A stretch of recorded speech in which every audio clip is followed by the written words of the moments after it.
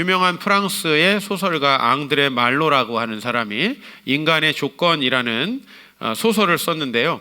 이 소설의 배경은 제1차 국공합작, 즉 중국에서 장제석이 이끄는 국민당과 모택동이 나중에 이제 이끌게 되는 그 공산당 사이에 이제 계속해서 연합했다가 싸웠다가 연합했다 싸웠다 하는 것을 이제 국공합작, 그리고 그 이후에 계속 이렇게 일이 진행되죠. 그래서 1차적으로 1924년에서 27년까지의 국공합작이 있었는데, 이때는 왜 그러면은 우리나라로 말하면 남한과 북한 같은 이런 서로 전혀 다른 정치 체제를 소망하는 자들이 손을 잡았느냐. 사실 뭐 우리 민주당과 국민의힘도 손을 안 잡는데 이 국민당과 공산당은 정말 물과 기름이거든요. 근데 어떻게 이렇게 손을 잡게 됐냐 하면 외세들이 침략을 하니까, 또 군부가 이 정치를 장악하려고 하니까 손을 잡게 됐습니다. 그래서 1차 국공합작은 군벌을 타도하기 위해서, 그리고 2차 국공합작은 여러분 잘 알다시피 난징 대학살부터 일본이 이제 침략을 해서 많은 일들을 저지르니까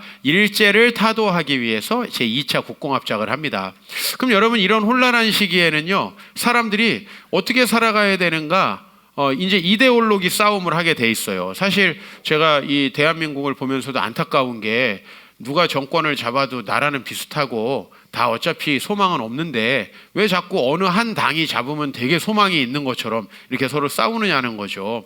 국민당과 공산당, 제가 볼 때는 중국이 어느 쪽이 잡았어도 어려웠을 거라고 생각을 합니다. 물론 저는 공산당이 잡았기 때문에 중국이 좀 더 어려워졌고 우리 대한민국에는 큰 유익이 있었다고 봅니다. 왜냐하면 중국이 한 3, 40년 정말 이제 후퇴하게 되는 그 역사의 퇴보를 겪거든요. 어쨌든 1차 국공합작이 끝나고 이 국민당이 이끄는 지금 대만의 원류인, 옛날에 자유중국이라고 했었죠. 그 타이완 섬의 원류인 국민당의 장제석이 이제 공산당을 끌어들여서 군부를 타도한 다음에 다시 공산당을 이제 제거하기 시작합니다. 정치라는 게 그렇잖아요. 어느 쪽이 정권을 잡으면 상대 쪽을 숙청해야 되는. 그래서 장제석이 공산당을 숙청할 때의 배경을 가지고 있어요. 이 소설이. 자, 여기 이제 3명 정도의 혁명가가 나오는데요. 즉 공산주의 사회를 꿈꾸는 혁명가가 나옵니다. 중국 사람으로서 첸이라는 사람이 나오고, 그 다음에 프랑스와 일본인의 혼혈인 기호라는 사람이 나오고, 이제 러시아에서 러시아 레닌의 혁명에 반기를 들고 이제 중국에서 좀 더 좋은 공산당을 만들어 보자 이렇게 내려온 이제 카토프라고 하는 3사람이 있는데, 이 3사람이 전부 다 공산혁명에 가담을 했다가 이제 죽는 내용이 이제 이 내용이에요. 다 죽어요. 근데 어떻게 죽냐면, 이제 첸이라고 하는 중국 사람은 아주 고독한 킬러예요. 레온과 같이. 그래서 혼자 이 국민당의 장제석을 암살할 계획을 혼자 세웁니다. 혼자 세워야만 탄로가 나지 않을 수 있다. 계획이 폭로되지 않는다. 그래서 그럼 어떻게 해야 가장 확실하게 하느냐? 우리 뭐 이렇게 폭탄을 던지는 방식도 있고 뭐 여러 가지 총을 쏘는 방식도 있는데, 이 사람은 내가 직접 폭탄을 가지고 그 사람의 차 밑으로 들어가서 폭탄을 터뜨리는 거다. 그게 가장 확실하다. 그래서 이제 장제석이 지나가는 촛불을 가지고 장제석이 탔다고 생각하는 차 밑에 들어가서 폭탄을 터뜨려서 죽습니다. 그런데 장제석이 거기 없었던 거예요. 이 사람은 죽을 때까지 내가 장제석을 드디어 죽였구나 라고 생각을 하고, 이제 우리나라에 드디어 공산주의 사회가 이루어지겠구나, 공산혁명이 이루어지겠구나 이렇게 꿈꾸었을 텐데 결국 이제 개죽음을 당하고 만 거죠. 그래서 이 첸이 암살을 저지르면서 이 중국 내에 공산당을 색출해서 죽여야 된다라고 하는 분위기가 형성이 되는 거예요. 그래서 두 번째 제가 소개했던 기요라고 하는 이 일본 혼혈, 이 사람이 이제 잡힙니다. 그리고 세 번째 카토프라고 하는 사람도 잡힙니다. 이 사람들이 이제 죽는 과정을 보면, 이 기요라는 사람은 잡혀서도 내가 저 사람들에게 희롱당하거나 뭔가 비밀을 누설하거나 하지 않기 위해서 청산가리를 불고 자살을 하고요. 이 카토프라고 하는 사람도 결국 죽게 돼요. 저는 이런 생각을 한번 해봤어요. 야, 이 정도의 정말 자기 신념을 위해서 죽음을 불사할 수 있는 사람이 선교를 갔으면 어떻게 됐을까? 너무 목사적인 생각인가요? 그리고 이 기요같이 정말 남들에게 치욕을 당하고 싶지 않은, 그죠? 우리 그리스도인들 남들에게 치욕 당하던 말던 얼마나 부끄러운 짓 많이 합니까? 근데 이 기요라는 사람이 만약에 기독교인이었다면 이 사람은 정말 그리스도 복음을 위해서 절대 부끄러운 일은 하지 않았을 것 같아요. 왜? 적들에게 잡혀서 부끄러움을 당하느니 내가 죽겠다 청산가리를 깨물 수 있는 사람 여기 있을까요? 그건 쉽지 않죠. 그래서 참 이 사람들의 죽음을 보면서 대단히 훌륭한 사람들인데 아깝다라고 생각을 했고요. 두 번째는 이 사람들이 만약에 1970년대까지 살아 있었다면 자신들의 삶에 대해서 어떤 평가를 내렸을까라는 생각을 한번 해봤어요. 왜냐하면 모택동이 정권을 잡은 다음에 얼마나 많은 사람이 죽었어요. 또 얼마나 많은 책들이 불타고 지식인들이 또 숙청을 당했습니까? 게다가 이 잘못된 정책을 써가지고 농사가 제대로 되지 않아가지고 얼마나 많은 사람이 죽었어요. 이건 또 뭐 사회주의의 공통된 특징이죠. 공동농장, 이거는 될 수가 없는 것이 이 인간의 완악함 아닙니까? 그래서 중국에서 굶어 죽은 사람만 이 공산혁명이 일어나고 그리고 숙청당한 사람만 1억 명이 넘어요. 이런 많은 사람들이 죽은 것을 보고 이제 78년에 중국이 개방을 하지 않습니까? 지금 우리도 갈 수 있고 땅도 살 수 있고 그다음에 집도 살 수 있고 사유재산을 소유할 수 있는 이런 사회로 이 공산당이 당은 공산당이지만 노선을 바꾸게 되는데 그 전에 어마어마한 사람들이 죽고 피해를 본단 말이에요. 그걸 보고 나서 이 사람들이 야, 내가 그것에 목숨을 왜 바쳤는가라는 생각을 하지 않았을까라는 생각이 들어요. 난 무엇을 위해서? 만약에 저승에서 그들이 자기들이 현실을 바라볼 수 있다면은 야, 내가 중국을 이렇게 만들려고 폭탄 테러를 했나? 내가 청산가리를 깨물었나? 그 생각을 이들이 하지 않았을까 싶습니다. 이 인간의 조건이라는 책은 인간이 자기 신념에 얼마나 충실할 수 있는가, 그리고 그 신념이 얼마나 어리석을 수 있는가라는 것을 보여주죠. 우리가 가지고 있는 신념, 우리가 하는 생각들이 얼마나 순간순간 어리석을 수 있는가에 대해서 많은 생각을 해보게 했습니다.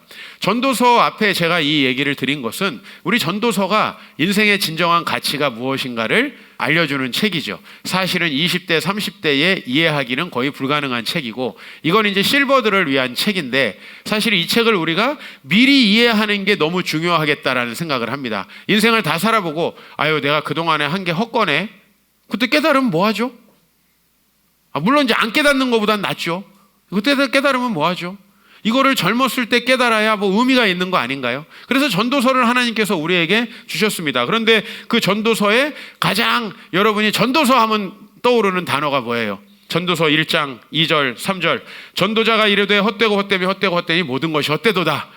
사람이 해 아래서 수고하는 모든 수고가 무엇이 유익한가라는 이 말씀이죠. 그죠? 제가 뭐 이 말씀 가지고 아까 우리 이종식 선교사님 2부 예배 때 참석하셔가지고 옛날 생각나더라고요. 같이 방 쓰고 있을 때 제가 이 전도서를 주석한 책을 번역 숙제를 했거든요. 제가 그 번역 숙제 70페이지 정도, A4 70페이지 정도를 이제 번역을 해서 제출하면서 상당한 우울함에 빠졌었던 기억이 나요. 이 8장까지가 전부 다 세상이 얼마나 무가치한가에 대해서 설명을 하거든요. 근데 제가 했던 부분이 거기에요. 뒤에 이제 소망이 있는 부분 딴 사람이 하고 앞에 있는 부분만 해가지고 제가 냈어요. 그래서 이걸 번역할 때마다 제가 우울증은 아닌 것 같고 뭐 제가 워낙 이제 밝은 사람이니까 우울증은 아닌 것 같고 그 상당한 허무감과 이런 우울감에 시달렸던 기억이 나요. 근데 오늘 전도자는 처음서부터 이 얘기를 하고 있어요. 이 헛되다라는 것은 무엇입니까? 제가 항상 헛되다라고 할 때 여러분들에게 말씀드리는 게 이 헛됨이라고 하는 단어는 뭐 아무 소용없다, 다 필요 없다, 그냥 왜 태어났냐, 뭐 여기까지 가야 되잖아요, 허무하다면. 근데 그런 허무함이 아니고 이 허무함이라고 하는 단어는 실제로는 무슨 단어냐면 우리가 막 여기다가 불을 피워요. 그럼 연기가 이렇게 나잖아요. 그 연기. 또 그 다음에 우리가 물을 막 끓여요. 그러면서 수증기가 막 나오잖아요. 아침에 이렇게 보면 안개가 껴 있잖아요. 이런 걸 의미하는 단어예요. 그러니까 이건 무슨 의미냐면 좀 있다가 사라질 것이라는 거죠. 그것이 아예 존재하지 말아야 되는 것은 아닐지 모르겠지만 이것은 결국은 금방 끝난다. 그래서 제가 두 가지로 여러분에게 좀 설명을 할 수 있을 것 같아요. 따라해 보시면 좋겠어요. 그렇게 큰 가치가 없는 것. 그렇죠. 생각보다 그렇게 큰 가치가 없는 거예요. 여러분의 우리 남자분들 첫사랑 지금 보니까 어때요? 내가 왜 걔한테 이렇게 편지를 보내고 안 받아준다고 막 그 추접스러운 짓을 했는지 좀 사실 잘 이해가 안 되죠. 그죠? 그렇게 했어요. 여기 수능 막 대학 뭐 내가 여기 그놈이 그놈인데 조금 위에 못 갔다고 막 굉장히 슬퍼하고 막 학력고사 보고 수능 보고 슬퍼했던 분들 사실은 그게 그렇게 중요했나요? 사실 그렇지 않거든요. 내가 그때 작은 일로다가 싸웠어요. 미워했어요. 근데 그게 정말 그렇게 막 내가 그 사람을 평생 미워하고 절교할 만큼, 우리 자매님들 생각해 보세요. 그렇게 중요한 일이었나요? 사실 이런 의미를 갖고 있어요. 그건 그렇게 중요하지 않다. 전도서 5장 10절을 보겠습니다. 은을 사랑하는 자는 은으로 만족하지 못하고 풍요를 사랑하는 자는 소득으로 만족하지 아니하나니 이것도 헛되구나. 여러분, 사실 돈, 물질, 우리에게 살아가면서 필요합니다. 어느 정도는 똑같은 정신적인 조건을 가지고 있다면 물질이 더 많은 게 훨씬 낫죠. 우리 교회가 지금 여러 가지 사업을 하고 있는데, 여러분의 물질이 풍요로운데, 내가 아까 전제를 했어요. 여러분의 정신이 똑같다면. 정신이 헛나간 사람은 돈이 많아도 소용이 없고요. 정신이 멀쩡하다면 내가 좀 더 풍요로운 것이 좀 더 많은 일을 할 수 있으니까 분명히 좋은 게 사실입니다. 그리고 여러분들도 막 한 푼이 없어서 걱정하고 소심해지고 이러지 않을 수 있으니까 좋아요. 그러나 오늘 여기 보면 은을 사랑하는 자, 풍요를 사랑하는 자, 계속돼서 이 집 올랐으니까 또 다음 집으로 갈아타고 또 다음 집으로 갈아타고, 내가 이렇게 해서 이제 노년이 준비됐으니까 이제 그 노년에 요트 살 거, 별장 살 거, 이렇게 가는 사람에게는 그걸로 도저히 만족이 주어지지 않는다는 거죠. 왜 헛되냐면 내가 그걸로 얻어지는 기대 효과가 있잖아요. 여러분이 결혼이 왜 헛됩니까? 우리 많은 자매님들이 결혼을 하면 내가 되게 사랑받을 줄 알고 했대요. 근데 그 마음을 채워주는 사람이 단 한 사람도 없어요. 나는 나 결혼하기 전에 예상했던 것보다 좋습니다. 나 이런 사람 단 한 번도 만나본 적이 없어. 요새 한 명 있다. 안의정이라고 한 명 있다. 옛날보다 낫다는 얘기를 많이 해요. 얼마나 못했으면. 그죠? 예.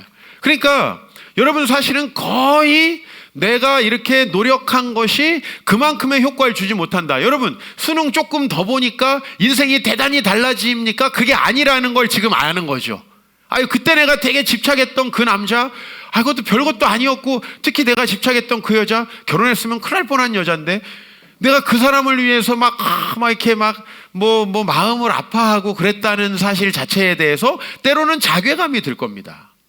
우리가 인생에서 지금 맞닥뜨리는 것도 마찬가지입니다. 조금 지나면 그거 아무것도 아닙니다. 사실은 그 정도로 중요하고 큰 게 아닌데, 우리가 그 중요하지 않은 것에 너무나 중요한 가치를 둬요. 오늘 여기 보면 절대 그것이 나를 만족시키지 못한다. 그렇게 가치가 없다. 두 번째로 소용이 없다. 따라합시다. 그렇게 큰 소용이 없다.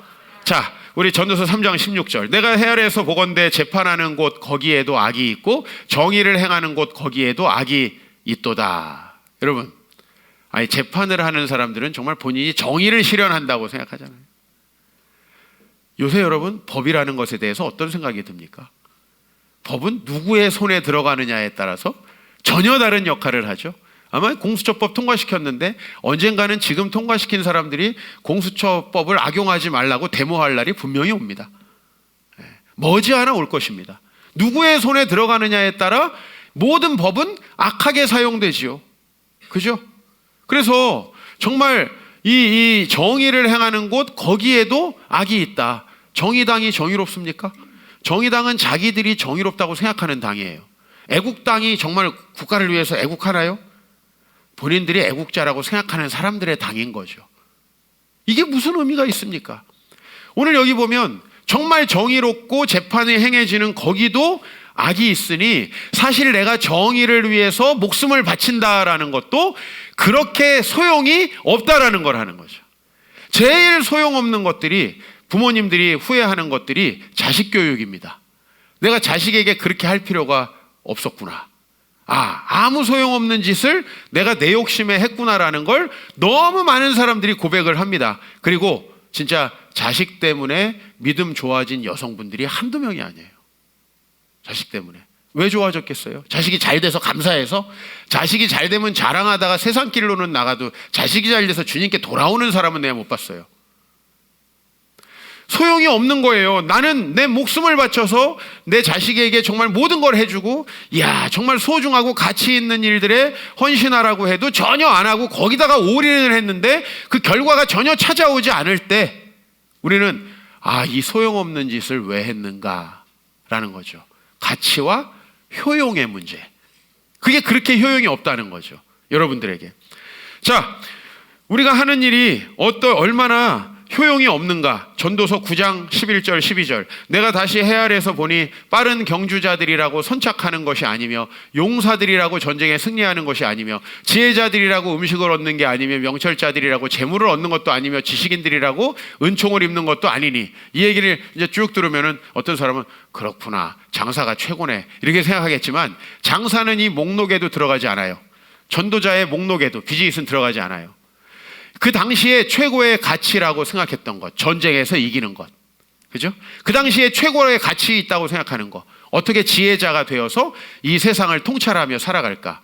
그런데 그런 통찰을 가져도 결코 그들이 원하는 것들을 얻지 못한다. 여러분, 서양에서 모든 철학자들의 아버지 소크라테스 어떻게 됐어요? 약을 받아서 죽었어요. 동양에서 가장 현인이라고 일컬어진 공자, 한 번도 벼슬을 못했습니다. 그 하찮은 사람들도 다 하는 벼슬을. 우리가요, 많이 공부한다고 명철해진다고 되는 게 아니다. 왜냐하면 12절에 보니까 분명히 사람은 자기의 시기도 알지 못해요. 그래서 물고기들이 재난의 그물에 걸리고 새들이 올무에 걸리는 것처럼 인생도 재앙의 날이 임합니다. 즉 모든 것들이 사실 내가 노력한다고, 내가 계획한다고 그것대로 되지 않는다는 거죠. 그렇다면은 내가 굳이 그걸 계획하고 원해서 목숨을 걸 필요가 있느냐라고 하는 거죠. 제가 아까 첸과 기호와 카토프의 얘기를 했습니다. 이들이 만드는 공산사회가 정말 중국을 행복하게 할 줄 알았죠. 실제로는 전혀 그렇지 않았습니다. 여러분들이 하는 일이 대부분이 그렇다는 겁니다. 나는 이렇게 하면 이게 올 줄 알고 저렇게 하면 저게 올 줄 알지만 사람은 자기에게 임하는 재앙 하나도 그 시기를 알지 못한다. 언제 어떤 일이 벌어질지. 근데 내가 계산해서 몇 살에 뭐하고 몇 살에 뭐하고 몇 살에 뭐해서 인생의 마스터 플랜을 짜고 은퇴하면 뭐 하는지를 계획을 세운다는 게 얼마나 어리석은가. 예? 왜? 은퇴할 때 내가 살아있을지도 모르는데 그런 계획을 세우면서 그 대부분의 계획이 뭐예요? 욕심내가지고 돈 쌓아놓는 거고, 내 젊을 때 내가 주의 나라를 위해서 해야 될 일을 다 도외시하면서 해야 되는 일들이에요. 그 무가치한 일들을 우리가 하면 뭐 하는가라는 거예요. 전도서 8장 14절에 보면 세상에서 행해지는 헛된 일이 있나니 악인들의 행위에 따라 벌받는 의인들도 있고. 좀 우스갯소리 한번 하겠습니다. 애들이 막 도망갔는데 걔는 안 걸리고 내가 도망간 걸로 해가지고 맞은 적 있죠. 자율학습. 김영선 집사님 또 하잖아. 맨날 맞았을 것 같아. 도망가게 생겼어. 난 대학 때 그렇게 사람들이 나한테 담뱃불을 붙여달라고 했어요. 난 담배를 한 번도 핀 적이 없는데, 야, 담배 한 대 줘봐라. 좀 부끄럽죠. 목사 될 사람인데 담배 한 대 줘봐라. 맨날 그래. 담배 안 피는데. 거짓말 하지 마. 빨리 저번에 봤는데 안 폈어요. 나는 진짜. 근데 이게 피게 생기는 얼굴이 있나 봐요. 나는 이 목소리 자체가 담배 피는 놈인가 봐. 그래가지고 맨날 라이터 달라고 이 얘기를 들어가지고 제가 억울했던 적이 있어요. 근데 반대로 의인들의 행위에 따라 상을 받는 악인들도 있다는 거예요. 그러니까 우리는 내가 의롭게 하면 이런 결과가 오고, 내가 스스로 이런 규칙을 지키면 이렇게 될 것 같고, 내가 스스로 이렇게 열심히 공부하고 뭘 하면 이런 삶이 올 것 같지만 실제 전혀 그렇지 않더라는 거죠. 여러분이 지금쯤 이제 인생을 한번 돌아보세요. 저도 제 고등학교 동창들이 있어요. 대학교 동창들이 있어요. 대학원 동창들이 있어요. 사실 대학원 동창들은 거의 비슷한 사람들끼리 만나요. 근데 얼마나 삶의 결과가 다른지 모릅니다. 같은 대학을 나오고 좋은 대학을 나오면 어느 정도 보장이 된다고요? 천만의 말씀이에요. 전혀 그렇지 않다는 거예요. 이게 바로 인생이라는 겁니다. 여기에서 우리가 볼 수 있는 건 뭐냐면, 우리가 이 결과를 예측할 수 없기 때문에 여러분들이 선하다고 생각하고 여러분들이 가치 있다고 생각하고 여러분들이 여러분의 인생을 위해 하는 대부분의 일들이 사실은 그런 결과를 가져오지 못한다는 면에서 무가치하고 효용이 없다라는 거죠. 이게 너무나 안타까운 일이죠. 인생을 대부분이 살고 나서 그걸 괜히 했네라고 하는 생각을 한다는 거예요. 자, 톨스토이의 대자라고 하는 작품이 있습니다. 대자라는 말이 뭐냐면 진짜 아들이 아니라 대신하는 아들이라는 뜻이에요. 그러면은 뭐가 있겠어요? 대자라는 말 위에 대모라는 말이 있고 대부가 있겠죠. 알파치노 그 대부가 아니고 이건 이제 종교 용어예요. 우리가 전에 어린이 세례를 우리 교회에서 줬어요. 그럼 어린이 세례에서는 후견인이 있어야 되는데 부모님이 믿는 분이면 부모님이 후견인이 되고 부모님이 믿지 않으면 교회의 다른 집사님들이 후견인이 돼서 세례를 주게 돼 있어요. 이런 제도가 어디에도 있냐면 이제 이 카톨릭이나 러시아 정교회 같은 데도 있어요. 여기 이제 러시아 배경이니까 주로 이제 과거에는 농노들이 많았잖아요. 그러면 우리 아빠가 농부예요. 우리 엄마도 농부예요. 그러면 주로 그분들이 이 신앙을 지도하는 게 아니라 세례받을 때 귀족이면서 신앙과 인품이 좋은 사람을 대부 대모로 세워서 이제 세례를 주게 돼요. 그래서 이제 그 대리 부모로부터 세례를 받은 사람이 대자가 되는 거예요.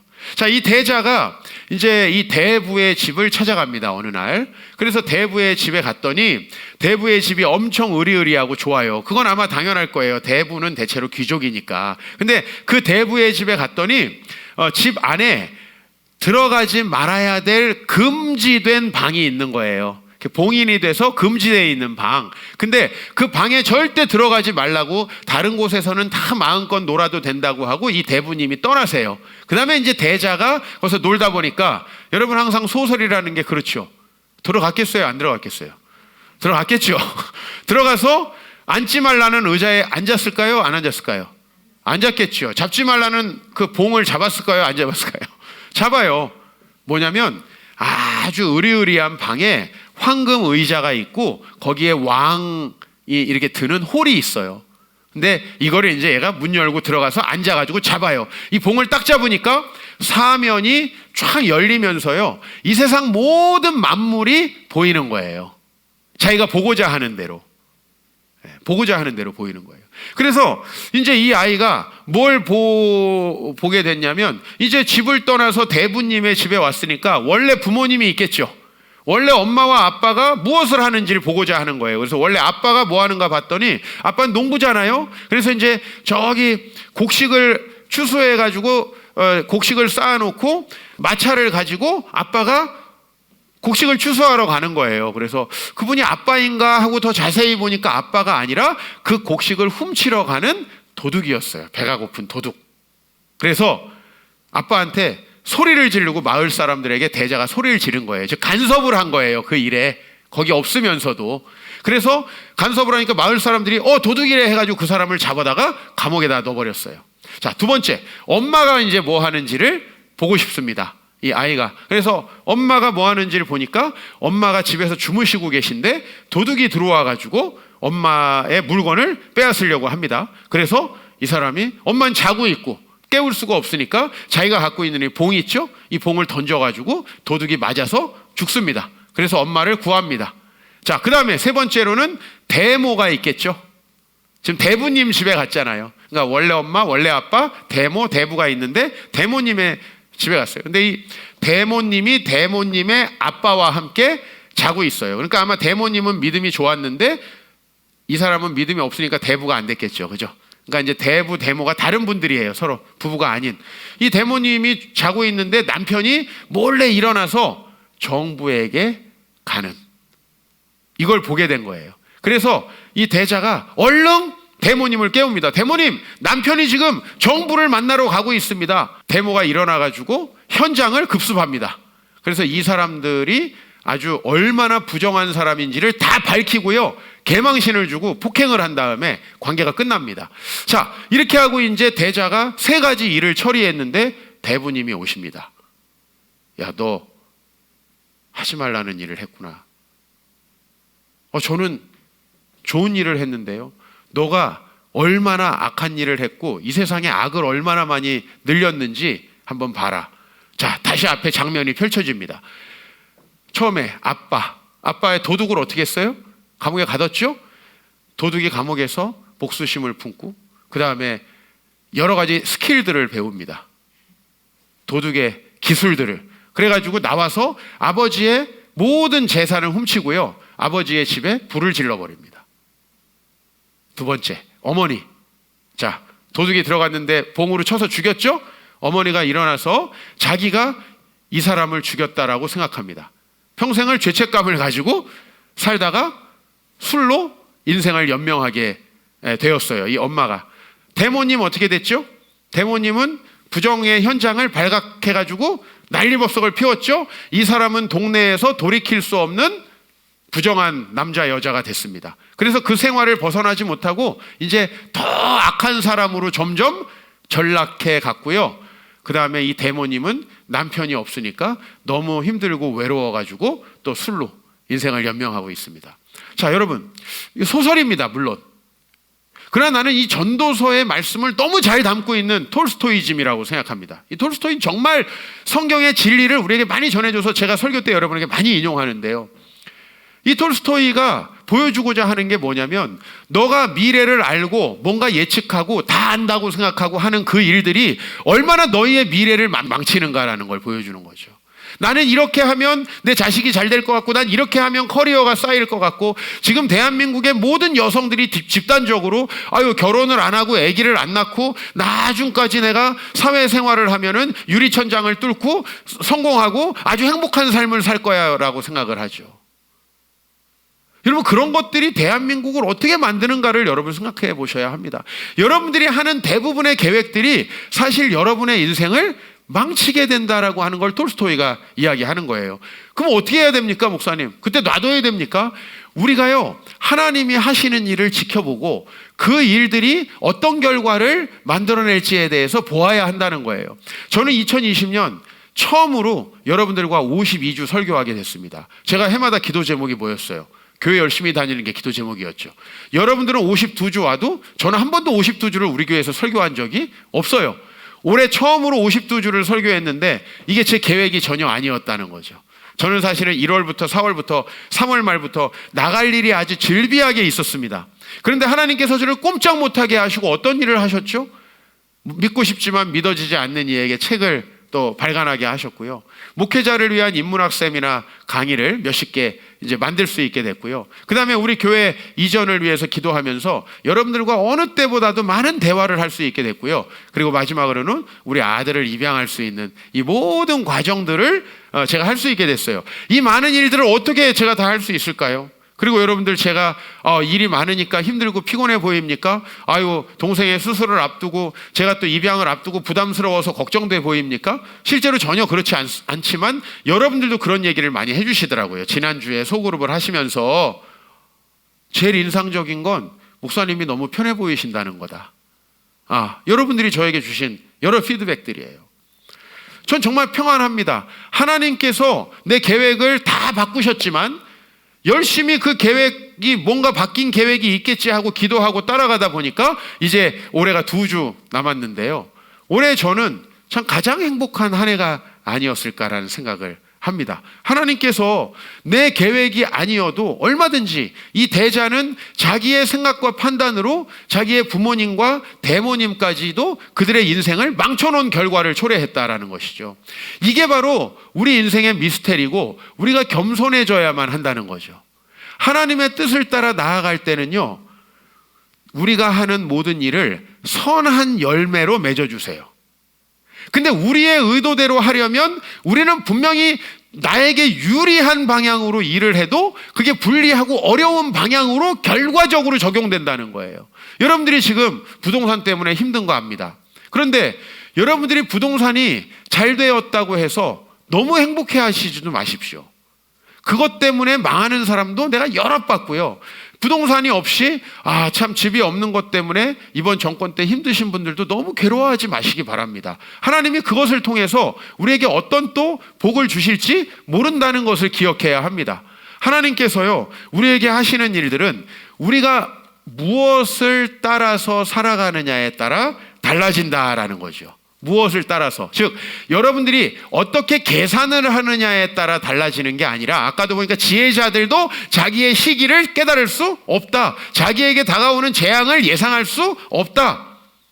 하나님은 뭘 보시는 거냐면 여러분이 얼마나 지혜롭게 행하고 미래를 준비하는가를 보시는 게 아니라 여러분이 어떤 것을 가치 있게 여기고 가느냐를 보시는 거예요. 그래서 하나님이 중요하다고 여기는 것을 우리도 중요하게 여기고 따라가고 거기에 투자하는 사람들은 이상하게 하나님께서 그 모든 일들이 잘 되게 만들어 주시는 거죠. 이루를 제 마음에 품고 6개월 동안, 물론 그게 이루라고 특정되진 않았지만 남자아이, 나이가 좀 있는 남자아이를 입양해야겠다 마음에 품고 걱정스럽게 제 마음에 항상 짓눌렀던 건 나중에 안 좋게 될까 봐 하는 생각이었어요. 그 생각을 가지면 세상에 할 수 있는 게 없어요. 죽을까 봐 어떻게 태어나셨어요? 아플까 봐 어떻게 건강하신 거예요? 차 사고 날까 봐 어떻게 운전을 하시는 거예요? 떨어질까 봐 어떻게 비행기를 탑니까? 그죠? 그렇게 해서는 우리가 할 수 있는 게 아무것도 없습니다. 근데도 제 마음속에는 그런 마음이 들더라고요. 그런데 이게 하나님께서 나에게 마음을 주신 일이고 내가 무슨 대를 이으려고 하는 것도 아니고 얘 때문에 무슨 이득을 보려고 하는 것도 아니고 내가 이 영혼을 사랑하고 주님 마음으로 품으면 하나님께서 정말 해피엔딩으로 만들어 주실 거라는 확신이 제 마음에 들더라고요. 그게 기도하면서 주어지는. 그래서 이 일들을 할 수 있었어요. 그냥 하나님의 뜻에 따라 하면 좋은 결과를 주실 거고 하나님의 뜻에 따라 가지 않으면 아무리 내 이익과 이기심을 따라 움직여도 그 일을 이루어 주시지 않는 분, 그분이 하나님이시죠. 왜? 그래야지 하나님 앞에 겸손하게 돌아오고 결국 우리 인생이 하나님 안에서 행복해질 수 있기 때문에. 제가 인생의 진정한 가치를 깨닫게 된 책은 전도서고요. 그리고 이 인생의 진정한 가치를 깨닫게 된 중요한 순간은 바로 2005년입니다. 전도서 3장 2절에 보면은 날 때가 있으며 죽을 때가 있다라는 말씀이 있습니다. 날 때가 있으며 죽을 때가 있다. 여러분, 제가 이 날 때와 죽을 때에 대해서 고민하고 아파했던 시기가 바로 2005년이죠. 2005년 4월에 저희 아버지께서 아산병원에서 암 수술을 하시러 이제 수술실로 들어가셨습니다. 그때 우리 시은이가 태어나기 며칠 전입니다. 그리고 저는 우리 아버지가 이제 수술을 받으시면 사시겠지 하는 소망에 부풀어가지고 아이가 태어날 것도 기뻐하면서 수술실에서 있었는데 여러분이 아시다시피 저희 아버지가 수술을 하지 못하셨고요. 그리고 수술을 그냥 마무리한 다음에 그 길로 이제 6개월 후에 세상을 떠나셨죠. 그죠? 그리고 우리 아버지가 이제 돌아가실 수도 있겠구나라는 절망적인 생각이 저에게 들어왔을 때 우리 시은이가 태어났습니다.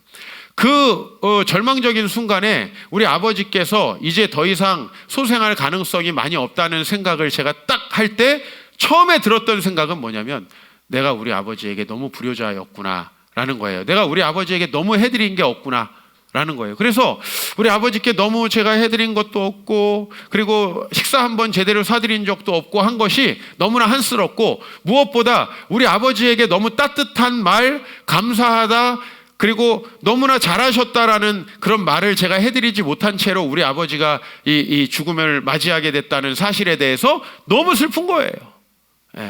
그래서 제가 너무나 제 자신이 살아온 것에 대해서 후회가 됐고요. 두 번째는 뭐냐면 이제 그 불효자이구나라는 마음에서 두 번째 들었던 생각은 뭐냐면 하나님께서 우리 시은이가 딱 태어날 때 제 마음속에 기쁨을 주셔야 되는데 든 생각이 뭐냐면 얘도 내가 죽으면 슬프겠구나 라는 생각이 드는 거예요. 우리 시은이를 봤을 때 내가 그 마음속에 있었기 때문에 내가 우리 아버지 때문에 내 인생에 처음으로 너무나 비통한 생각을 가지고 있었기 때문에 그런 마음들을 제가 품고요. 인생이 뭘까에 대해서 생각하는 거예요. 우리 아버지하고 우리 시은이가 딱 6개월 같이 살다가 이제 아버지가 하늘나라 가셨거든요. 사진 몇 장 남기고 가셨거든요. 인생이 뭘까? 이렇게 삶과 죽음의 그냥 경계선상에서 늘 허망하게 살아가는 게 우리 인생 아닌가라고 하는 생각이 들면서 저에게 이 가치의 문제가 크게 다가왔습니다.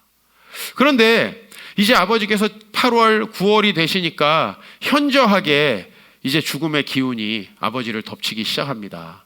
그러면서 제가요, 이제 삶에서 제 이 시선이 죽음으로 가는 거예요. 우리 아버지를 따라서. 처음에는 아버지를 살리려고 했고 그 아버지가 살아있을 때 내가 아무것도 하지 못한 거에 대해서 너무 마음이 아팠는데 시은이가 태어나고 나니까 그래 인생이라는 게 뭐냐 고작 이런 것인가 라고 하는 생각에 접어들다가 아버지께서 이제 진짜 죽음의 목전에 서게 되니까 그럼 죽음 이후의 것에 대해서 생각을 하기 시작하는데요. 내가 불효자라고 했잖아요. 우리 아버지가 참 생선 좋아하셨는데 생선 한번 대접하지 못하고, 근데 내가 뭘 대접했다고 그게 남는가? 라는 생각을 하는 거예요. 내가 칭찬한다고 뭐 그게 뭐 대단한 거야? 그러면서 내 마음이 위로가 되면서요, 우리 아버지께서 이제 곧 누구를 만나시죠? 우리 고대하던 주님을 만나시는데, 그러면 우리 아버지께서 고대하던 주님을 만나실 때 남는 건 무엇일까라는 생각이 들었어요. 제가 초등학교 때 뭐 좀 부끄럽기도 하고 대견한 고백이기도 하지만 빈병, 고철, 구리를 주워가지고 용돈을 했습니다.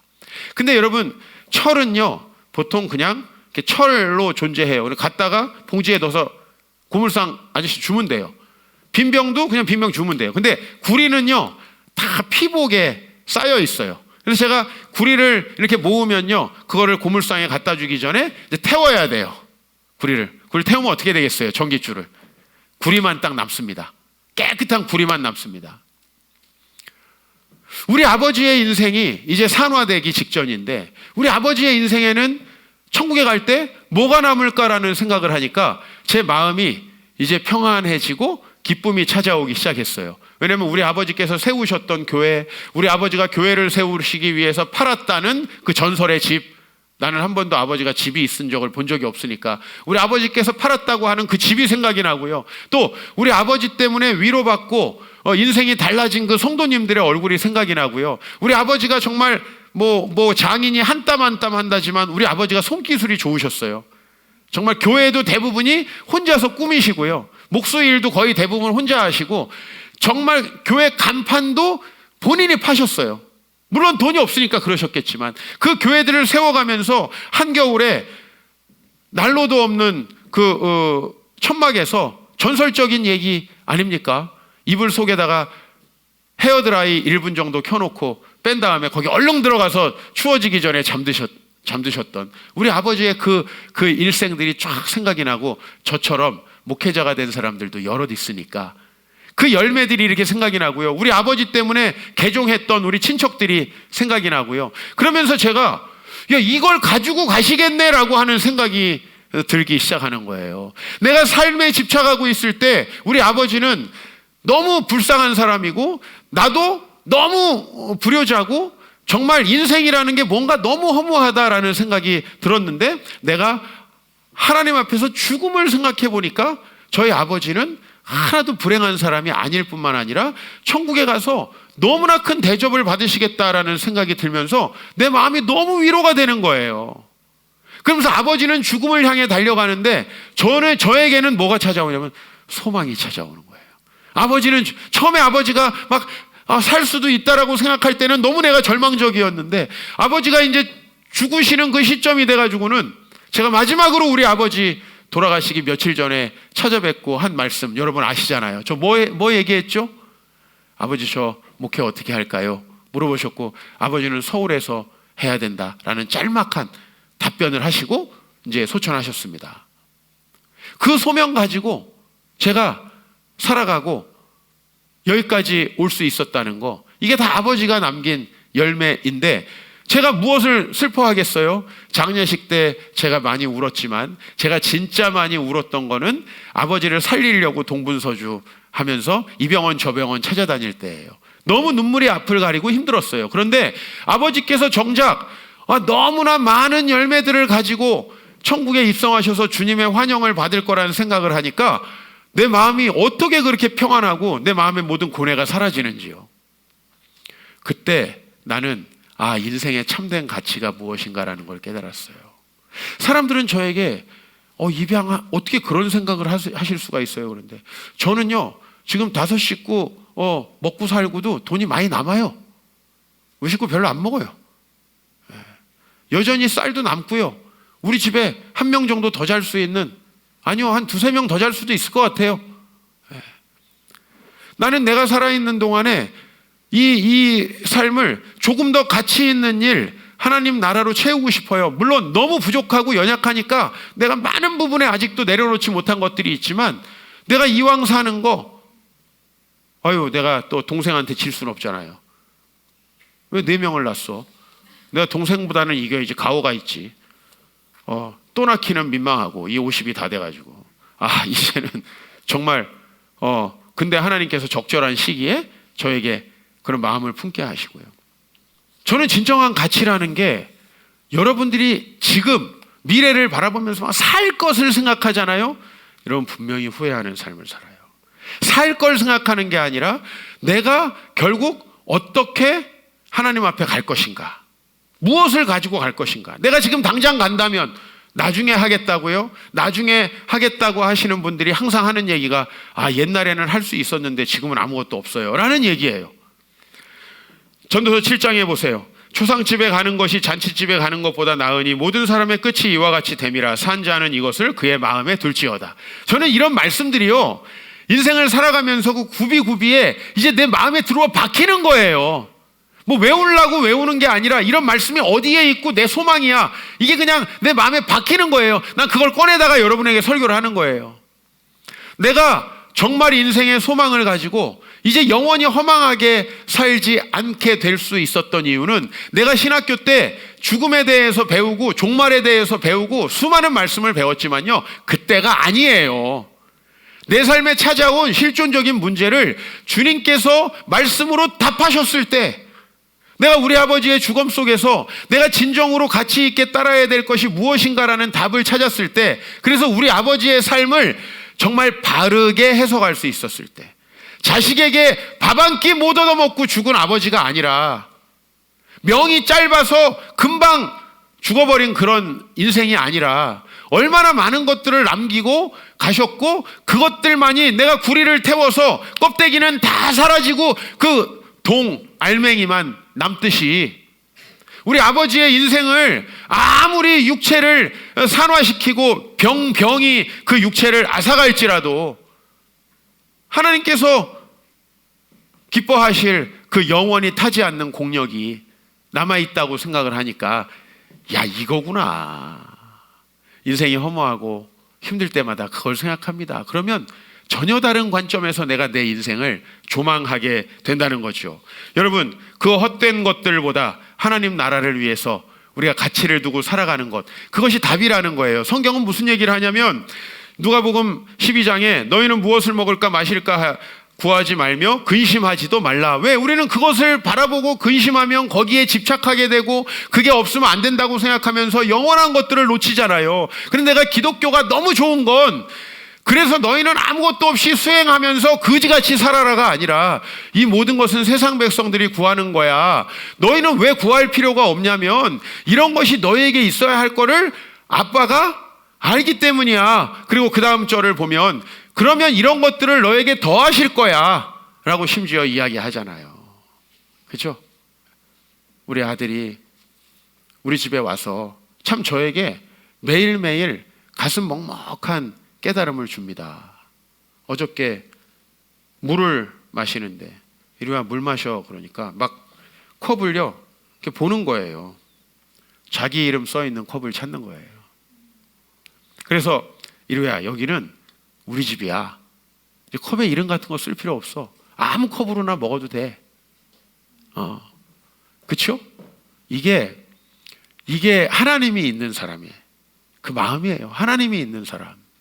그거 왜 내 거라고 이름표 붙여놔야 되고, 그거 왜 저건 남의 거야? 서로 싸우고 왜 그래야 되나요? 하나님께서 우리에게 주시는 것이 얼마나 풍성한데 그 아이가 컵을 깨트리면 또 사줄 아빠가 아니겠습니까?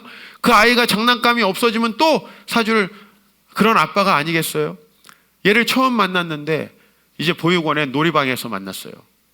근데 난 이렇게 정확하게 위치를 알고 꺼내오고 나올 때 제자리에 갖다 놓는 어른도 본 적이 없어요. 근데 너무나 모든 장난감이 정확히 어디에 있고 어디에 둬야 된다는 걸 아는 거예요. 이게 이 아이의 삶이었던 거예요. 하나도 자기 게 없었고 누군가가 자기를 보장해 주는 것이 하나도 없었던 삶이었던 것 같아요. 지금 계속 여기서는 그거 할 필요 없어. 여기서는 그런 거 할 필요 없어. 다 너 거야. 아빠 거가 다 너 거야. 너가 원하면 아빠가 다 해줄 수 있어 라는 것을 얘기해요. 어제 몽마르트 공원을 데려갔어요. 계단이 높으니까 무섭대요. 야, 아빠랑 같이 가는데 뭐가 무서워? 아빠가 다 잡아줄 거야. 이거를 가르쳐 주는데 왜? 아마도 지금까지 모든 걸 본인이 책임졌어야 되지 않을까라는 생각이 들어요. 그러니까 모든 게 두려운 거예요. 야, 아빠랑 이제 산에 갈까? 무서워요. 수영하러 갈까? 무서워요. 우리 아이가 정말 많이 하는 말이 무서워요. 나는 이런 말을 우리 정말 시은이, 지미, 재현이한테는 거의 들어본 적이 없는데, 근데 이제 내가 어떻게 그 아이가 진짜 아빠가 있기 때문에 이제 그 모든 것을 두려워할 필요가 없다라는 걸 어떻게 이제 내가 이 아이에게 믿음직하게 각인시켜 줄 수 있을까? 하나님이 우리에게 하신 게 그거 아니에요? 영원한 그 나라에서 주님이 오셔서 십자가에 죽으시면서 여러분들을 위해서 하신 일이 얼마나 큽니까? 근데 우리는 여전히 이만큼 더 있어야 될 것 같아. 이거 내가 아직 이거 없으면 안 돼. 이거 못 놓쳐. 우리가 그런 생각을 하고 있다면 얼마나 불쌍할까? 31절, 다만 너희는 그의 나라를 구하라. 그의 나라를 구하라는 거예요. 그러면 이런 것들도 너희에게 주실 뿐만 아니라 그 세상 사람들이 구하는 그거 필요한 대로 주신대요.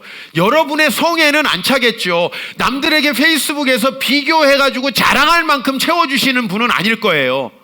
그러나 그분이 필요한 대로 채워주실 뿐만 아니라 32절, 적은 무리여 무서워 말라. 아버지께서 그 나라를 너희에게 주시기를 기뻐하시느니라. 나는 그 나라를 그 아버지의 죽음 속에서 발견한 거예요. 그 나라에 갈 때 내가 진짜 가져갈 수 있는 건 그것밖에 없다. 그 일을 한 개라도 더 하고 싶어요. 한 가지라도, 1원이라도. 그게 가치 있는 삶 아닐까 하는 것입니다. 모든 것은 하나님의 손에 있습니다. 전도서 8장, 모든 말씀이 주옥 같지만 내가 하나님의 모든 행사를 살펴보니 해 아래에서 행해지는 일을 사람이 능히 알아낼 수 없도다. 여러분, 미래 예측할 수 있다고요? 이렇게 해가지고 이렇게 하면 부동산이 오르고 이렇게 해서 주식이 오르면 내가 이렇게 해서 어디로 이사 갈 거라고요? 저는 그런 계획을 하는 분들한테 꼭 이 말씀 드리고 싶어요. 하나님이 어디에서 어떤 사명을 가지고 살게 하시는지에만 관심 가지세요. 나머지는 하나님이 알아서 하세요. 돈을 벌지 말라는 얘기도 아니고 집을 사지 말라는 얘기도 아니에요. 여러분이 무엇을 바라보고 거기에 거주하시고, 무엇을 바라보고 주식을 사시고, 무엇을 바라보시고 코인을 사시고, 무엇을 바라보고 여러분들이 집을 삽니까? 거주지를 정합니까? 이 모든 게 하나님의 나라를 위한 거라면은 여러분들에게 그 결과를 좋게 해주실 하나님. 1절을 보세요. 이 모든 것을 내가 마음에 두고 이 모든 것을 살펴본 즉 의인들이나 지혜자들이나 그들의 행위나 모두 다 하나님의 손안에 있으니. 여러분이 사랑을 이렇게 하면 받을 거라고요. 우리 여성분들 성형수술하면 하나님 사랑 받는다고요. 저는 안 한 얼굴이 좋아요. 물론 목사님 안 좋아해도 좋아요. 이러면 할 말 없어요. 저는 하나님이 만드신 그대로가 좋아요. 그대로가 좋아요. 사랑을 받을지 미움을 받을지 사람이 알지 못하는 것은 그 모든 것들이 미래의 일들이기 때문이다. 이거 그냥 맨날 읽고 이렇게 해요. 내가 불교였으면 염주를 돌렸을 것 같아요. 맨날 읽으면서 이 말씀. 이야, 얼마나 주옥 같은지요. 한 번 읽었다, 2번 읽었다, 3번 읽었다. 야, 이번 주에도 혼자 말씀을 준비하면서 얼마나 은혜로운지요. 네? 전달을 잘 못해 죄송합니다만은 하나님께서 그 모든 일을 손안에 갖고 있기 때문에 여러분들이 아무리 물질을 모으려고 해도 하나님이 흩으시면 끝이고, 여러분이 아무리 행복한 가정을 이루려고 해도 하나님이 허락을 하지 않으시면 끝이에요. 우리 너무 절감하지 않아요? 나는 엄마 아빠 대모 잘되게 해주려고 했는데 그 어느 것도 그들을 잘되게 하지 못하는 거예요. 이게 자기의 계산과 욕망을 가지고 살아갈 때 그 대자가 어디에 앉아 있습니까? 금지된 방에 들어가서 왕의 의자에 앉아서 왕의 지휘봉을 들잖아요. 톨스토이는 천재예요. 이런 천재적인 생각을 어떻게 주실 수 있을까? 내가 내 인생의 주인이 돼서 계산하고 따지고 어디 가고 어디가 오르고 어디가 몇 푼이 남고, 여러분 이것이 얼마나 여러분들의 인생을 허망하게 만드는가를 아셔야 돼요. 분명히 말씀드려요. 집 사지 말라는 말씀도 아니고 직장 다니지 말라는 말씀도 아니고, 여러분이 정말 복을 받기를 원하는 마음으로 이 목사가 드리는 말씀입니다. 이때쯤에 우리가 마지막으로 드릴 말씀은 짐 엘리엇이라는 사람이죠. 시카고 위튼 대학 명문대학 출신의 28살 먹은 이 전도 유망한 사람이 같은 대학 동료들 친구들과 함께 28살 때 에콰도르 인디안들한테 전도하러 갔다가 무참히 희생된 그 이야기 여러분 아시잖아요. 시카고의 대부분의 언론이 이 사건을 두고 unnecessary waste, 이게 얼마나 불필요한 희생이고 낭비고 이게 정말 인재를 잃어버린 건가라고 했는데요. 너무 놀라운 건 이 짐 엘리엇이 대학을 다닐 때 비망록에 이런 문구가 나오는 거죠. 결코 잃어버릴 수 없는 소중한 것을 위해 영원히 지킬 수 없는 것을 버리는 자는 바보가 아니다, 이렇게 외치고 있는 거예요. 얼마나 어리석은 것인가, 얼마나 이게 낭비인가 라고 하는데 그 옆에서 짐 엘리엇이 스스로 말하고 있는 거예요. 뭐라고? 나는 바보가 아니에요. I'm not a fool. 난 바보 아니에요. 왜? 나는 영원히 가치 있는 것을 지키기 위해서 지킬 수 없는 것을 잃어버렸기 때문에. 실제로 어떤 일이 있습니까? 이분의 아내가 1년 만에 여기 그 마을에 간호사로 파송되고요. 이분의 자녀가 목회자가 돼가지고 그 마을의 수많은 사람들을 집사로 장로로 세우고 복음 전파를 하기 시작했다는 거예요. 이거는 손양원 목사님의 사랑의 원자탄을 정말 능가하는 놀라운 스토리죠. 전도서는 마지막으로 이 말씀을 여러분들에게 드립니다. 같이 읽어보겠습니다. 전도서 11장. 너는 내 떡을 물 위에 던져라. 여러 날 후에 도로 찾으리라. 7에게나 8에게 나눠줘라. 무슨 재앙이 땅에 임할는지 내가 알지 못하지 않느냐. 너 떡 많이 가지고 있는데 여러분이 빵이죠. 빵을 물에 던지면 어떻게 됩니까? 그냥 그건 끝이죠. 여기 빵이 있는데 거기서 물 버버리면 이건 뭐 끝이죠. 그냥 물속에 빵을 던지라는 겁니다. 이거는 세상 사람들은 뽑아먹을 걸 생각하고 투자하지만 뽑아먹지 못할 것에 대해서 투자하라는 거죠. 그죠? 제가 우리 아들에게 뭘 기대하겠어요? 이리야 잘 커서 아빠 100만 원씩 노후에 줘라. 천만의 말씀이에요. 나는 이 아이 열심히 키워서 정말 똑같은 부모님의 사랑받고, 그리고 얘가 이제 목사 아들이 됐으니 무조건 기독교인 아닙니까? 기독교인 한 명 추가.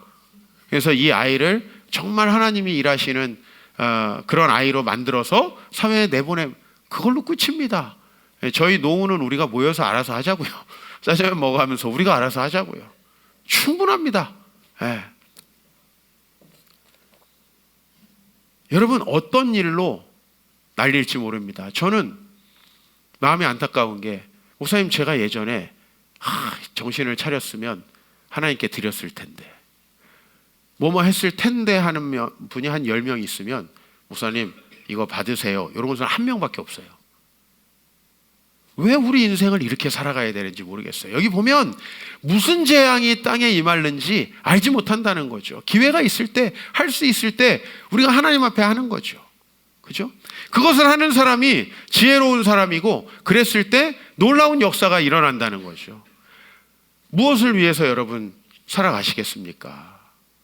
그리고 저는 오늘 여러분들이 진정한 가치를 쫓으면서 미래에 하나님의 놀라운 복을 얻을 수 있는 법에 대해서 말씀드립니다. 왜냐하면 저는 우리를 불쌍하게 만드는 기독교, 나를 뭐 아무것도 소유하지 못하게 만드는 기독교, 올 곳도 갈 곳도 없게 만드는 기독교에 대해서 성경에서 배운 적이 없습니다. 하나님 앞에 우리의 십자가를 지고 나아갈 때 그 하나님께서는 항상 더 풍요롭게 하십니다. 복음은 더 풍요로운 거고 복음은 더 행복한 것입니다. 그걸 위해서 우리가 영원히 하지 않은 것들을 어떻게 활용하고 사용할 것인가의 문제가 되겠죠. 여러분들 정말 하나님 앞에 가치 있는 것들을 소망하며 살아가셔서, 내가 가치 있는 것을 소망했더니 하나님이 다른 것들도 채워주시더라고 하는 것을 꼭 간증하는 여러분 되시길 바라고요. 이번에 우리 공동체적으로 중요한 책임들이 우리 앞에 있는데, 제가 지난주에 참 눈물 나는 기도 제목을 하나 받았습니다. 우리 교회 권사님이 한 분 계시죠. 뭐 권사님이 많이 없으니까 여러분 대충 아실 거예요. 지난주에 저에게 밥을 먹자고 하시더라고요. 제가 점심을 많이 먹었는데 이른 오후에 밥을 먹자고 하세요. 목사의 또 사명이 뭡니까? 가서 먹어야죠. 음식 2개 시켜가지고 1.5인분을 저 혼자 다 먹었습니다. 늘 권사님들하고 가면 이래요. 밥을 다 먹고 권사님께서 3천만 원을 주십니다. 청소일 하시는 권사님이 3천만 원 모으려면 얼마나 많이 청소를 했을까요? 시급 8천 원, 9천 원 받으면서 청소일 하시는 분인데 내가 계산을 해보니까 야, 허구한 날을 걸레를 잡아서 만질 수 있는 돈이 3천만 원인데 내가 너무 감동했던 것은 기도 제목이 뭐냐면 저 하나님 앞에 더 드리고 싶다는 거예요. 근데 지금 원래 이미 청소일도 이제 은퇴를 해야 되는 시점이에요. 벌써. 그리고 허리 수술도 사실은 해야 되는 상황이에요. 근데 몇 년 더 하나님이 나 일 시켜주셨으면 좋겠대요. 그리고 그렇게 일할 수 있도록 해달라고 기도하시더라고요. 하나님 앞에 더 하고 싶은 게 남았다고. 그래서 참, 야, 어떻게 이럴 수 있을까 하면서도 다른 한편으로는 그분이 늘 하는 얘기가 뭔지 아세요? 목사님, 저는 아무 음식이나 먹어도 너무 맛있고요. 저는 이 청소일 하는 게 너무 재밌어요. 일의 회복, 노동의 회복. 이게 그 현장 속에 있는 거예요. 너무 행복하고 즐겁대요. 그리고 그렇게 돈을 벌어서 하나님 나라를 위해서 쓸 수 있대요. 그래서 이거 자기는 몇 년 더 하고 싶다는 거죠. 그리고 저한테 재계약이 됐다고 알려주시더라고요. 너무 감사하죠. 저는 한편으로는 되게 짠해요. 헌금을 받는 이 목사의 마음이 한편으로는 그렇습니다.